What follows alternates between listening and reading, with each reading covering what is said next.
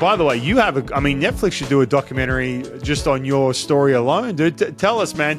You've probably told the story 1,000 times in the last 10 years, but fill in everyone who's listening.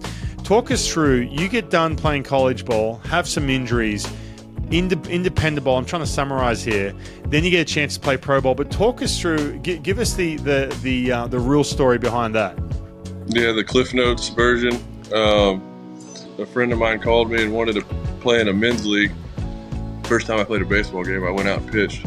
I think I struck out 3 guys in 9 pitches.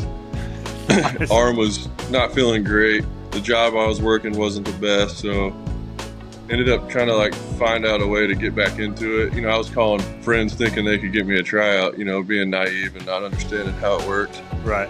And I think I called a guy, he sent me to independent ball, South Texas. They didn't call me back. And then 2 weeks goes by, a few weeks go by or whatever, and he calls me and said the team he was with is having open tryouts.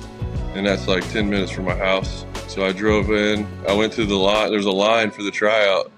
And the lady said, you need $50 to get in, and I didn't have $50. No way. And I told her the guy's name, Luke Prahota, and she goes, oh yeah, I know Luke well. And she just let me go in.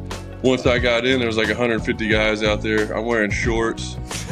I got a pair of cleats from Ross, and standing in the outfield talking to guys, super intimidated, ex-professional baseball players. Yeah. So I ended up throwing my bullpen for the tryout, and Pete Incaviglia is the manager, pulls me to the dugout and was like, first thing he asked me if I was in prison, where have I been? And I told him my story, how we're talking right now, and he's like, you're throwing 96 miles an hour, in your bullpen. Wow. And I was like, I didn't hit 96 in high school or in college, so. Wow, dude. Ended up going up. He goes, well, you're on the team if you want to play tonight. And ended up going up to the clubhouse, getting a jersey, and I saved the game that night, so.